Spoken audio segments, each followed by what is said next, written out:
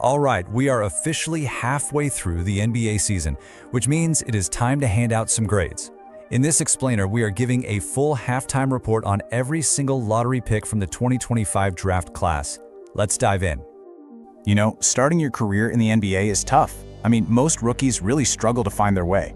But some of the players in this class are already playing unbelievable basketball and just completely beating the odds. So who's at the top of the class? Let's get right into it. Okay, first up, we've got the high achievers. These are the guys who aren't just meeting the hype, they are absolutely shattering it. Look, to put it simply, Knueppel has been the best rookie this season, and it's not particularly close. The level he's playing at isn't just great for a rookie, we're talking about a historically great first-year performance. What's so amazing is how he's completely flipped the script. Coming into the draft, all the critics worried about his athleticism, but his insane skill, his feel for the game, and his body control have made him an offensive force from day one. And that defense? He's a genuine plus on that end, silencing everybody. And yeah, the numbers absolutely back it up. He's leading all rookies, putting up over 19 points a game, and he's doing it with just absurd efficiency. We're talking 49% from the field and a scorching 43% from three. That is just unheard of for a rookie. Next up, let's talk about the #1 overall pick, Flagg. Now, he took a little bit to get going, but man, every single week he looks more comfortable, and now we're seeing that superstar potential on full display.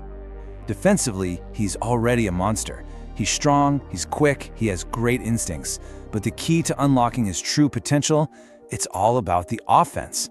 He's a powerful finisher, but to become a truly elite scorer, that three-point shot has to come around. And this right here?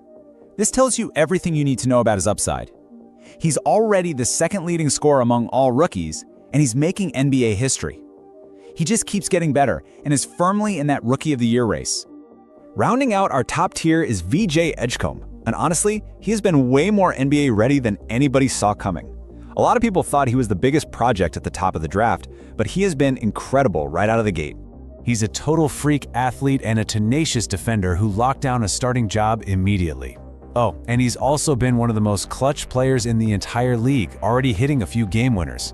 Yeah, he still needs to develop as a primary ball handler, but for a so-called raw talent, he is having a fantastic season.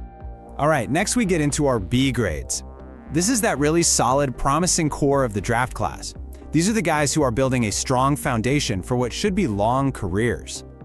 So this group includes a couple of talented guards who are kind of on different paths right now. You've got Trey Johnson, a pure scorer, who is just getting more and more confident and shooting the lights out. And then on the other hand, Cedric Coward, who started the season on fire, but has really cooled off and needs to find that shooting touch again.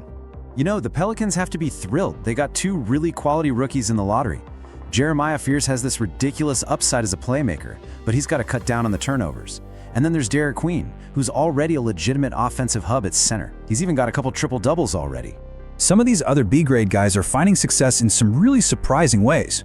Jacoby Dominant was drafted to be a big point guard, but in a funny twist, he's actually thriving as a knockdown, spot-up three-point shooter. And Colin Murray-Boyles, who's an undersized center, has become essential for the Raptors with his brute strength and great defensive mind. Last in this group, we've got the second overall pick, Dylan Harper. He's been, well, incredibly inconsistent, but he has definitely shown those flashes of the star everyone thinks he can be. He's going through some pretty typical rookie guard struggles. You see the wavering confidence, the mental mistakes, but his raw talent for just getting downhill and attacking the rim is special. His strength and body control are phenomenal for a player his age. There's definitely a lot of room to grow in the second half of the season. And now, let's flip to the other side of the coin. These are the players who are getting a bit of a reality check and are, frankly, struggling to find their footing in the league. For guys like Ace Bailey and Carter Bryant, the path forward is pretty clear. Bailey was hyped as this pure scorer, but he's shooting pretty poorly and not really contributing much else. And Bryant was drafted to be a 3-and-D guy, but right now the 3 part of that equation is just completely missing. But the situation for Kon Maluich is even worse. I mean, he's a top 10 pick who is getting healthy, did not play as most nights. This quote really says it all. Even when Phoenix's backup center got hurt, the team decided to play small instead of putting him in. They just don't trust him. And then, really unfortunately for Noah Asen, his rookie year is over before it ever really began. He only played in 2 games before he suffered a season-ending shoulder injury. Just tough luck. So, after going through the entire lottery, What's the big picture takeaway on the 2025 rookie class? Well, this report card gives you a really powerful at-a-glance summary.